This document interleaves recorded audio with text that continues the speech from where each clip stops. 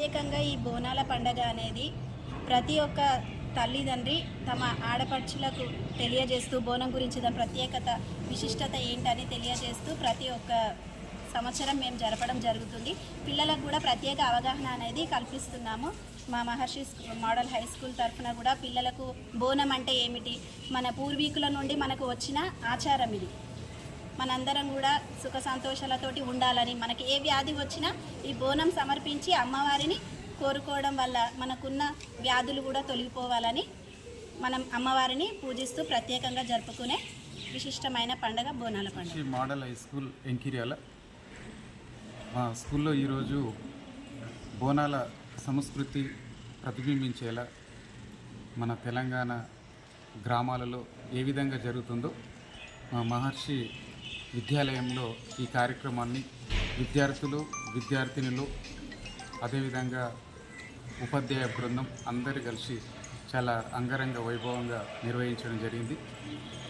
మన పెద్దవాళ్ళు చేసే విధంగా పిల్లలు కూడా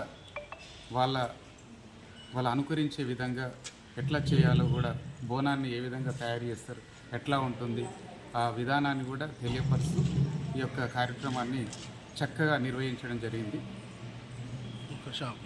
తెలంగాణ రాష్ట్రంలో తెలంగాణ సంస్కృతిని ప్రతిబింబించేలా మన రాష్ట్రంలో ప్రతి పండుగను కూడా చాలా చక్కగా నిర్వహించడం జరుగుతుంది.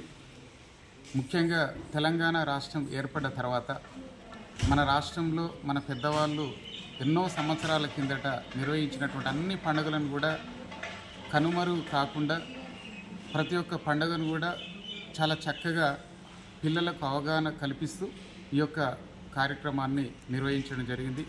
ముఖ్యంగా ఆషాఢ మాసంలో నిర్వహించేటువంటి ఈ బోనాల పండుగను మా మహర్షి మోడల్ హై స్కూల్లో ప్రత్యేకంగా పిల్లలకు వివరంగా బోనాల పండుగ విశిష్టతను వాళ్లకు తెలియపరుస్తూ ఈ యొక్క కార్యక్రమాన్ని విద్యార్థులు విద్యార్థినులు ఉపాధ్యాయ బృందం అందరూ కూడా చాలా చక్కగా నిర్వహించడం జరిగింది.